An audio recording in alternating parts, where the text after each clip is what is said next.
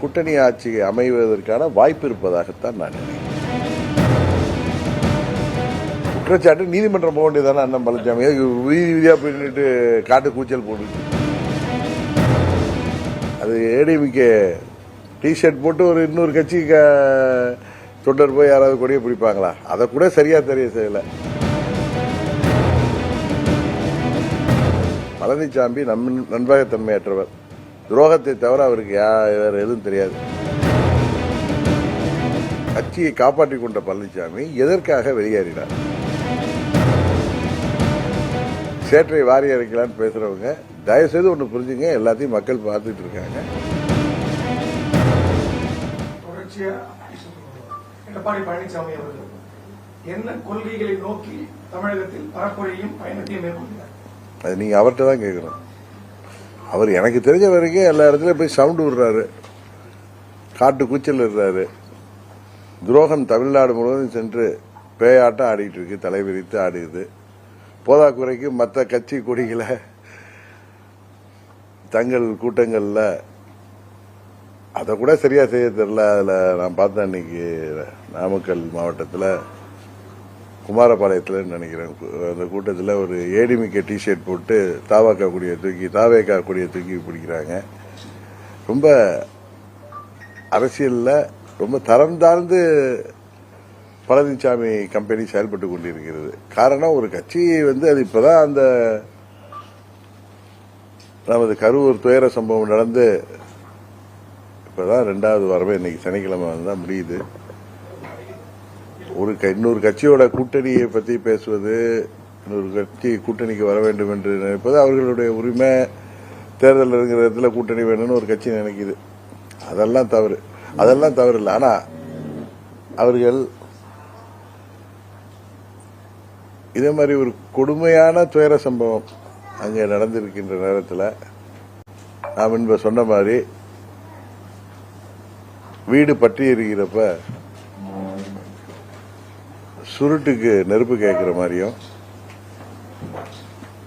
ஆடு நினைதுன்னு ஓனாய் கண்ணீர் விடுற மாதிரியும் பழனிசாமி செயல்படுறது அது எல்லா அரசியல் கட்சிகளுக்குமே ஒரு தர்ம சங்கடத்தையும் தலைக்குனிவையும் ஏற்படுத்து. இந்த நேரத்தில் நான் மிகவும் மதிக்கின்ற ஒரு பத்திரிகை, அதுல தாவேகா கொடிகள் அதிமுக கூட்டத்தில் வீசப்படுகிறது, கூட்டணி நெருங்கி வருகிறது. இது குழப்பத்தில் தினகரன் அவங்க போட்டிருக்காங்க.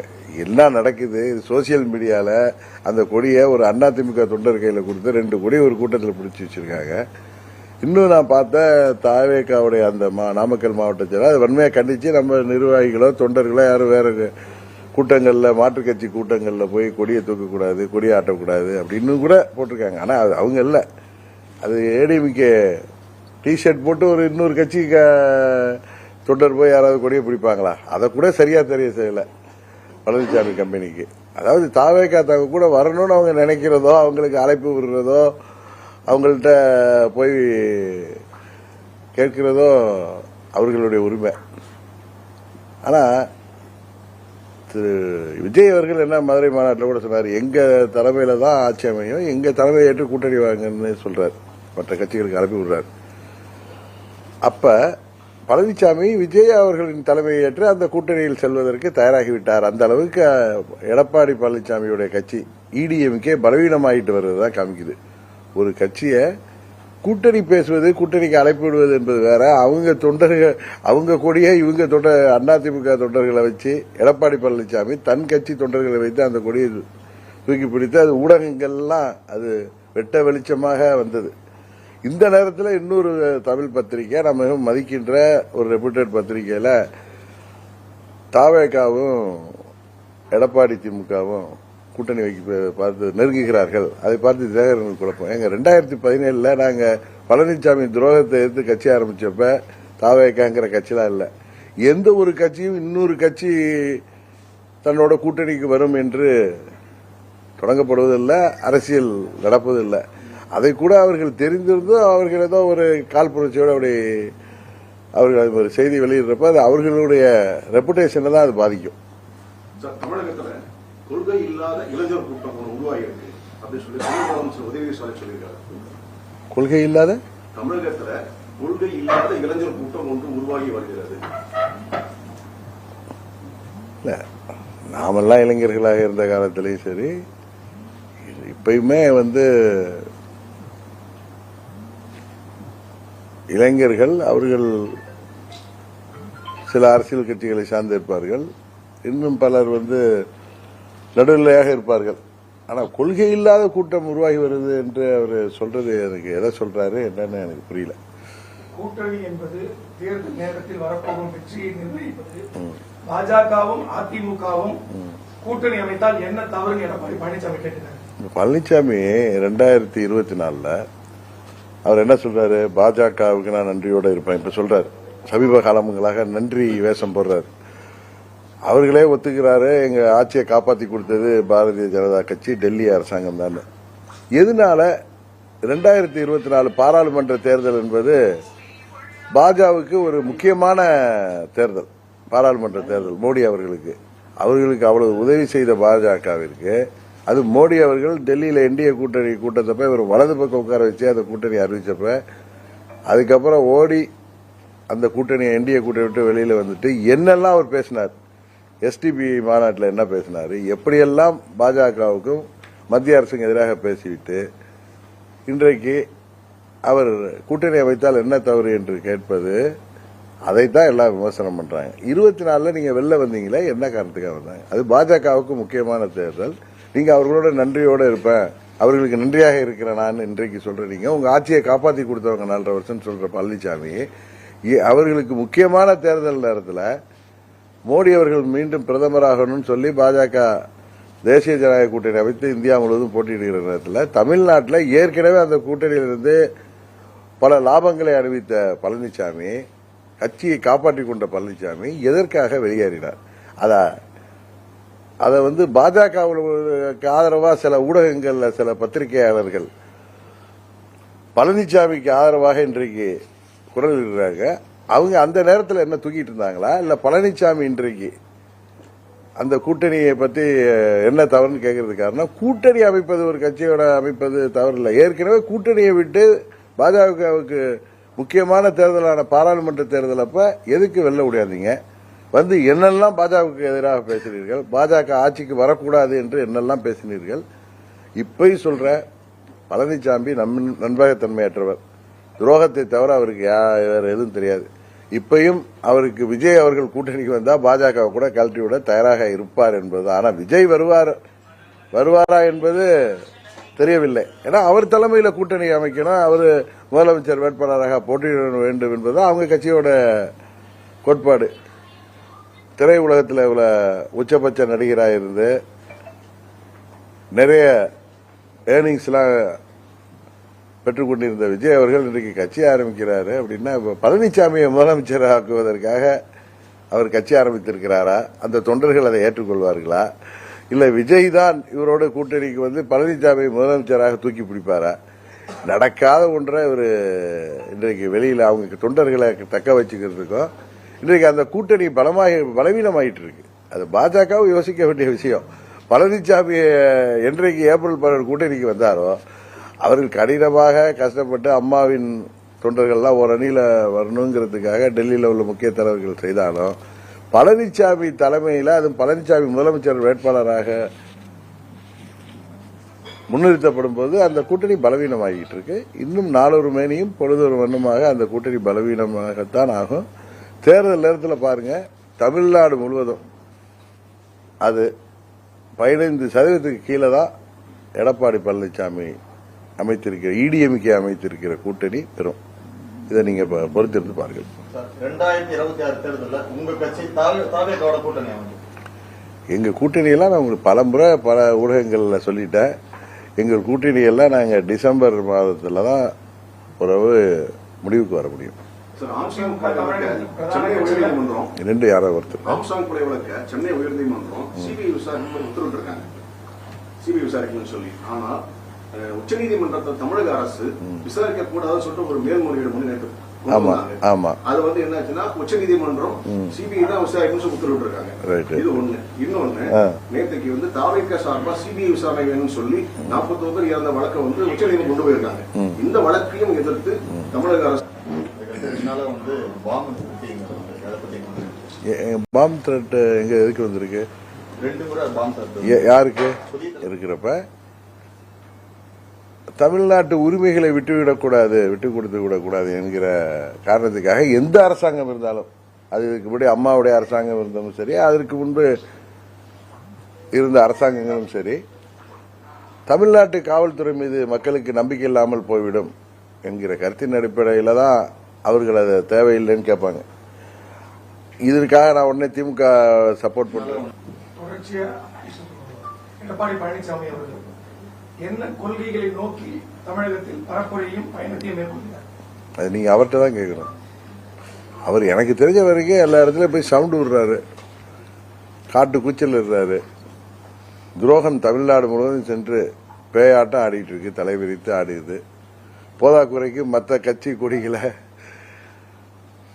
தங்கள் கூட்டங்கள்ல அதை கூட சரியா செய்ய தெரியல. அதுல நான் பார்த்தேன் அன்னைக்கு நாமக்கல் மாவட்டத்தில் குமாரபாளையத்தில் நினைக்கிறேன், அந்த கூட்டத்தில் ஒரு ஏடிமிக்க டிஷர்ட் போட்டு தாவேகா கொடியை தூக்கி பிடிக்கிறாங்க. ரொம்ப அரசியல்ல ரொம்ப தரம் தாழ்ந்து பழனிசாமி கம்பெனி செயல்பட்டு கொண்டிருக்கிறது. காரணம், ஒரு கட்சி அது இப்பதான் அந்த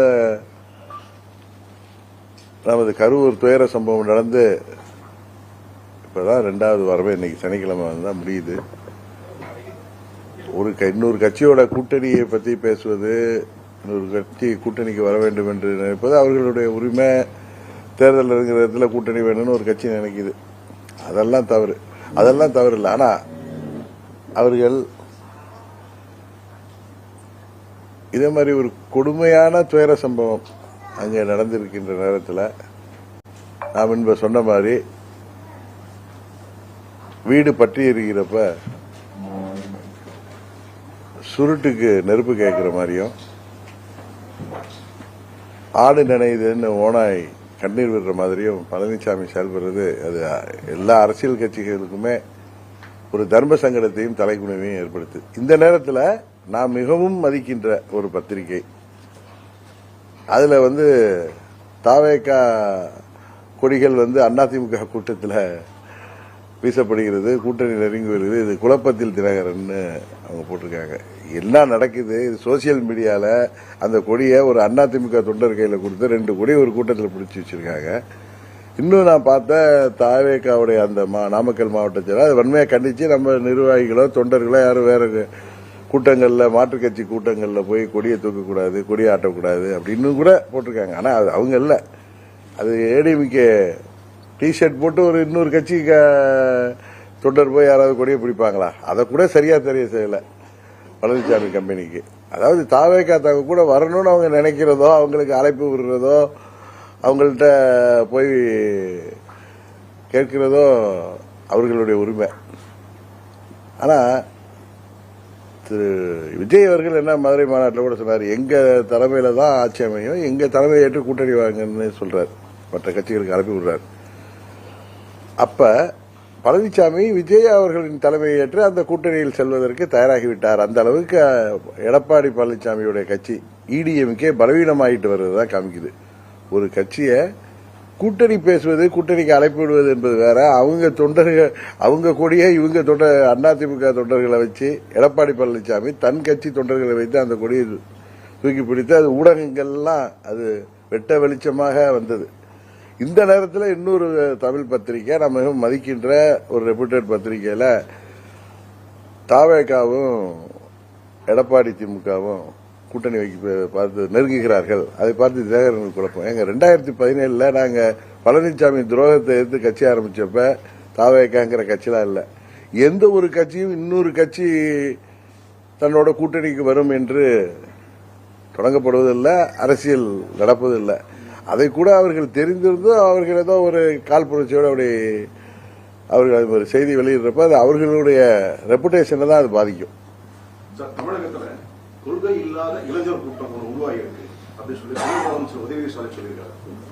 கொள்கை இல்லாத தமிழகத்துல கொள்கை இல்லாத இளைஞர் கூட்டம் ஒன்று உருவாகி வருகிறது. இல்ல, நாமெல்லாம் இளைஞர்களாக இருந்த காலத்திலையும் சரி, இப்பயுமே இளைஞர்கள் அவர்கள் சில அரசியல் கட்சிகளை சார்ந்திருப்பார்கள், இன்னும் பலர் நடுநிலையாக இருப்பார்கள். ஆனா கொள்கை இல்லாத கூட்டம் உருவாகி வருது என்று அவர் சொல்றது எனக்கு எதை சொல்றாரு என்னன்னு எனக்கு புரியல. கூட்டணி என்பது தேர்தல் நேரத்தில் வரப்போகும் வெற்றியை நிர்ணயிப்பது. பாஜகவும் அதிமுகவும் கூட்டணி அமைத்தால் என்ன தவறுன்னு எடப்பாடி பழனிசாமி கேட்டுட்டாங்க. பழனிசாமி 2024 அவர் என்ன சொல்றாரு, பாஜகவுக்கு நான் நன்றியோட இருப்பேன் இப்ப சொல்றாரு. சமீப காலங்களாக நன்றி வேஷம் போடுறாரு. அவர்களே ஒத்துக்கிறாரு, எங்க ஆட்சியை காப்பாத்தி கொடுத்தது பாரதிய ஜனதா கட்சி, டெல்லி அரசாங்கம் தான். எதனால 2024 பாராளுமன்ற தேர்தல் என்பது பாஜகவுக்கு ஒரு முக்கியமான தேர்தல். பாராளுமன்ற தேர்தல் மோடி அவர்களுக்கு அவ்வளவு உதவி செய்த பாஜகவிற்கு, அது மோடி அவர்கள் டெல்லியில என்டிஏ கூட்டணி கூட்டத்தப்ப இவர் வலது பக்கம் உட்கார வச்சு அந்த கூட்டணி அறிவிச்சப்ப, அதுக்கப்புறம் ஓடி அந்த கூட்டணி என்டிஏ கூட்டணி விட்டு வெளியில வந்துட்டு என்னெல்லாம் அவர் பேசினார், எஸ்டிபி மாநாட்டில் என்ன பேசினார், எப்படியெல்லாம் பாஜகவுக்கும் மத்திய அரசுக்கு எதிராக பேசிவிட்டு இன்றைக்கு அவர் கூட்டணி அமைத்தால் என்ன தவறு என்று கேட்பது, அதைத்தான் எல்லாம் விமர்சனம் பண்றாங்க. 24 நீங்க வெளில வந்தீங்களே, என்ன காரணத்துக்காக வந்தாங்க? அது பாஜகவுக்கு முக்கியமான தேர்தல். நீங்க அவர்களோட நன்றியோட இருப்பேன், அவர்களுக்கு நன்றியாக இருக்கிறேன் நான் இன்றைக்கு சொல்றீங்க. உங்க ஆட்சியை காப்பாற்றி கொடுத்தவங்க 4.5 வருஷம் சொல்ற பழனிசாமி, அவர்களுக்கு முக்கியமான தேர்தல் நேரத்தில் மோடி அவர்கள் மீண்டும் பிரதமராகணும்னு சொல்லி பாஜக தேசிய ஜனநாயக கூட்டணி அமைத்து இந்தியா முழுவதும் போட்டியிடுகிற நேரத்தில் தமிழ்நாட்டில் ஏற்கனவே அந்த கூட்டணியிலிருந்து பல லாபங்களை அறிவித்த பழனிசாமி, கட்சியை காப்பாற்றிக் கொண்ட பழனிசாமி எதற்காக வெளியேறினார்? அதை பாஜகவுக்கு ஆதரவா சில ஊடகங்கள்ல சில பத்திரிகையாளர்கள் பழனிசாமிக்கு ஆதரவாக இன்றைக்கு குரல் இடுறாங்க. அவங்க அந்த நேரத்தில் என்ன தூக்கிட்டு இருந்தாங்களா, இல்ல பழனிசாமி இன்றைக்கு அந்த கூட்டணியை பத்தி என்ன தவறுன்னு கேட்கறது காரணம், கூட்டணி அமைப்பது ஒரு கட்சியோட அமைப்பது தவறு இல்லை. ஏற்கனவே கூட்டணியை விட்டு பாஜகவுக்கு முக்கியமான தேர்தலான பாராளுமன்ற தேர்தல் அப்ப எதுக்கு வெளில ஓடியாந்தீங்க? என்னெல்லாம் பாஜகவுக்கு எதிராக பேசினீர்கள், பாஜக ஆட்சிக்கு வரக்கூடாது என்று என்னெல்லாம் பேசினீர்கள். இப்பயும் சொல்ற பழனிசாமி நண்பகத்தன்மையற்றவர், துரோகத்தை தவிர அவருக்கு வேற எதுவும் தெரியாது. இப்பயும் அவருக்கு விஜய் அவர்கள் கூட்டணிக்கு வந்தா பாஜக கூட கழட்டி விட தயாராக இருப்பார் என்பது. ஆனா விஜய் வருவாரா என்பது தெரியவில்லை. ஏன்னா அவர் தலைமையில கூட்டணி அமைக்கணும், அவர் முதலமைச்சர் வேட்பாளராக போட்டியிட வேண்டும் என்பது அவங்க கட்சியோட கோட்பாடு. திரையுலகத்தில் இவ்வளவு உச்சபட்ச நடிகராக இருந்து நிறைய ஏர்னிங்ஸ் எல்லாம் பெற்றுக் கொண்டிருந்த விஜய் அவர்கள் இன்றைக்கு கட்சி ஆரம்பிக்கிறாரு அப்படின்னா, பழனிசாமியை முதலமைச்சர் ஆக்குவதற்காக அவர் கட்சி ஆரம்பித்திருக்கிறாரா? அந்த தொண்டர்கள் அதை ஏற்றுக்கொள்வார்களா? இல்ல விஜய் தான் இவரோட கூட்டணிக்கு பழனிசாமி முதலமைச்சராக தூக்கி பிடிப்பாரா? நடக்காத ஒன்றை இவர் இன்றைக்கு வெளியில அவங்க தொண்டர்களை தக்க வச்சுக்கிறதுக்கும் இன்றைக்கு அந்த கூட்டணி பலவீனமாயிட்டு இருக்கு. அது பாஜகவும் யோசிக்க வேண்டிய விஷயம். பழனிசாமி என்றைக்கு ஏப்ரல் 12 கூட்டணிக்கு வந்தாரோ, அவர்கள் கடினமாக கஷ்டப்பட்டு அம்மாவின் தொண்டர்கள்லாம் ஒரு அணியில வரணுங்கிறதுக்காக டெல்லியில் உள்ள முக்கிய தலைவர்கள் செய்தாலும், பழனிசாமி தலைமையில் அது பழனிசாமி முதலமைச்சர் வேட்பாளராக முன்னிறுத்தப்படும் போது அந்த கூட்டணி பலவீனமாகிட்டு இருக்கு. இன்னும் நாளொரு மேனியும் பொழுதொரு வண்ணமாக அந்த கூட்டணி பலவீனமாகத்தான் ஆகும். தேர்தல் நேரத்தில் பாருங்க, தமிழ்நாடு முழுவதும் அது 15% கீழே தான் எடப்பாடி பழனிசாமி அமைத்திருக்கிற இடிஎம்கே அமைத்திருக்கிற கூட்டணி பெறும். இதை நீங்க பொறுத்திருந்து பாருங்கள். 2026 தேர்தலில் உங்க கட்சி தாவேகாவோட கூட்டணி எங்க கூட்டணியெல்லாம் நான் உங்களுக்கு பலமுறை பல ஊடகங்கள்ல சொல்லிட்டேன். எங்கள் கூட்டணியெல்லாம் நாங்க டிசம்பர் மாதத்துல தான் உறவு முடிவுக்கு வர முடியும். சென்னை உயர்நீதிமன்றம் இரண்டு யாரோ ஒருத்தர் ஆம்சாங் கொலை வழக்க சென்னை உயர்நீதிமன்றம் சிபிஐ விசாரணை உத்தரவிட்டிருக்காங்க, சிபிஐ விசாரிக்கணும்னு சொல்லி. ஆனா உச்சநீதிமன்றத்தை தமிழக அரசு விசாரிக்க கூடாதுன்னு சொல்லிட்டு ஒரு மேல்முறையீடு முன்னெடுத்து அது என்னாச்சுன்னா உச்சநீதிமன்றம் சிபிஐ தான் விசாரிக்கணும்னு உத்தரவிட்டிருக்காங்க. இது ஒண்ணு. இன்னொன்னு, நேற்றுக்கு தாவேகா சார்பா சிபிஐ விசாரணை வேணும்னு சொல்லி 41 பேர் இறந்த வழக்கை உச்சநீதிமன்றம் கொண்டு போயிருக்காங்க. இந்த வழக்கையும் எதிர்த்து தமிழக அரசு மேல்முறையீடு செஞ்சிருக்காங்க. தொடர்ந்து சிபிஐ எதிர்த்து மேல்முறையீடு செய்யறதுக்கான காரணம் இல்ல, ஒவ்வொரு மாநிலத்திலையும் காவல்துறை இருக்குது, ஒரு அரசாங்கம் இருக்கிறப்ப தமிழ்நாட்டு உரிமைகளை விட்டுவிடக்கூடாது, விட்டு கொடுத்து விடக்கூடாது என்கிற காரணத்துக்காக எந்த அரசாங்கம் இருந்தாலும், அது இதுக்கு முன்னாடி அம்மாவுடைய அரசாங்கம் இருந்தாலும் சரி, அதற்கு முன்பு இருந்த அரசாங்கங்களும் சரி, தமிழ்நாட்டு காவல்துறை மீது மக்களுக்கு நம்பிக்கை இல்லாமல் போய்விடும் என்கிற கருத்தின் அடிப்படையில் தான் அவர்கள் அதை தேவையில்லைன்னு கேட்பாங்க. இதற்காக நான் உடனே திமுக சப்போர்ட் பண்றேன்னு சொல்லாதீங்க. நான் யதார்த்தத்தை பேசக்கூடியவன், நடுநிலையா பேசக்கூடியவன், நான் ஒரு கட்சியின் தலைவருங்கிறத தாண்டி ஒரு பொதுமக்கள் இடத்துல இருந்து ஒரு குடிமகனாக சிந்திக்கிற பொழுது தமிழ்நாட்டு உரிமைகளுக்காக போராடுகின்ற அனைத்து கட்சிகளும் மாநிலத்தில் சுயாட்சி வேண்டும், தமிழ்நாட்டு உரிமைகள்லாம் மீட்டெடுக்கப்பட வேண்டும். அதை எந்த ஆட்சி இருந்தாலும் மத்தியில் பிஜேபியில் காங்கிரஸ் ஆட்சி இருந்தப்பையும், இங்க அம்மா அவர்கள் முதல்வராக இருந்த போதும் சரி, அதற்கு முன்பு கலைஞர் இருந்த போதும், புரட்சி தலைவர் எம்ஜிஆர் அவர்கள் இருந்த போதும் சரி, பேரறிஞர் அண்ணா 67 என்ன அவருடைய கொள்கையை மாநிலத்தில் சுயாட்சி, மத்தியிலே கூட்டாட்சி, மாநிலத்தின் உரிமைகள் பாதுகாக்கப்பட வேண்டும் என்பதுதான். அந்த முறையில் எந்த ஆட்சியாளர்களாக இருந்தாலும், தயவு செய்து நீங்க ஏதோ திமுக கூட்டணி போறதுக்காக பேசுறேன்னு சொல்ல வேணாம். இது தேர்தல் வரப்போ அதுல என்ன ஒரு பெரிய எனக்கு ஒரு என்ன சொல்றது, சரியான வார்த்தை சொல்றேன்னா, எனக்கு உண்மையிலேயே நான் சிரித்துக் கொள்வேன். நான் ஒரு கருத்தை நீங்க கேட்கிறப்ப, ஒரு கேள்வி கேட்கிறப்ப அதுக்கு பதில் சொல்றப்ப அதை வைத்து கூட்டணி போடுகிறோம், கூட்டணி நாங்க அரசியல் தலைவர்களோ அரசியல் கட்சிகள் கூட நினைக்காத ஒன்றையெல்லாம் நீங்க யோசிங்க. ஆனா நீங்களே முடிவு பண்ணிடாதீங்க. அதனால இது உடனே திமுகவை நெருங்கி போகிறார். இன்னும் சில பேர் அவர் முன்னாள் அமைச்சர் செந்தில் பாலாஜி சதி திட்டம்லாம் தீட்டிருக்க வாய்ப்பு இல்லை. ஏன்னா அவரை எனக்கு பல ஆண்டுகளாக தெரியும். இன்றைக்கு எங்க கட்சியிலிருந்து வெளியேறிவிட்டதுனால அவர் மேல நான் குரோத எண்ணத்தோடையோ இல்ல காழ்ப்புணர்ச்சியோட பேசினா அது மனிதத்தன்மையாக இருக்காது. அவருக்கு அரசியல் ரீதியாக வெற்றி பெற வேண்டும் என்ற, தாங்கள் கட்சி வெற்றி பெற வேண்டும், தான் வெற்றி பெற வேண்டும் என்று மும்முரமாக செயல்பட்டு கொண்டிருப்பார். ஆனா அதுக்காக இது மாதிரி கொடூர புத்தியெல்லாம் அவருக்கு இருக்காதுன்னு நான் சொன்னேன்னா, உடனே ஒரு ஊடகத்தை சேர்ந்த எனக்கு தெரிந்த நண்பர் பல விளக்குகளை பாவம் சிக்கிட்டப்ப நாங்கெல்லாம் அவருக்கு கண்டனம் தெரிவித்தோம். அவர் மேல தவறு இருந்தப்ப கூட. ஏன்னா ஒரு பத்திரிகையாளராக அவர் கைது செய்யப்படுறது. அவர் நேற்று இதில் பார்த்த அவருடைய இதில் இவருக்கு இவர் அமமுக கட்சி நடத்துவதற்கே செந்தில் பாலாஜி உதவி வருகிறார்ல, என்னெல்லாம் கற்பனை, இவங்க யார்கிட்ட என்னென்ன உதவிகள் பெறாங்கன்னு எங்களுக்கு எல்லாம் தெரியும். ஆனா அவர்களுடைய ரெப்புடேஷனே இன்றைக்கு கேள்விக்குறியா இருக்கிறப்ப என்னெல்லாம் பேசுறாங்க, சிரிப்பா இருக்கு. அதாவது ஊடகம் இன்றைக்கு சோசியல் மீடியா பெருகிவிட்டதுனால எதை வேண்டுமானாலும் யாரு மேல வேண்டுமானாலும் சேற்றை வாரி அரைக்கலான்னு பேசுறவங்க, தயவு செய்து ஒண்ணு புரிஞ்சுங்க, எல்லாத்தையும் மக்கள் பார்த்துட்டு இருக்காங்க. உறுதியாக சொல்ற, எந்த ஒரு அரசாங்கமாக இருந்தாலும், மாநில அரசாங்கம், அது தமிழ்நாடு இல்ல, கேரளாவா எடுத்துங்க, ஆந்திராவா எடுத்துங்க, பிஜேபி ஆளுகின்ற மாநிலமா இருந்தா கூட மாநிலத்தின் உரிமையை அவங்க காவல்துறை மேல மக்கள் மத்தியில மதிப்பில்லாம போயிடும்.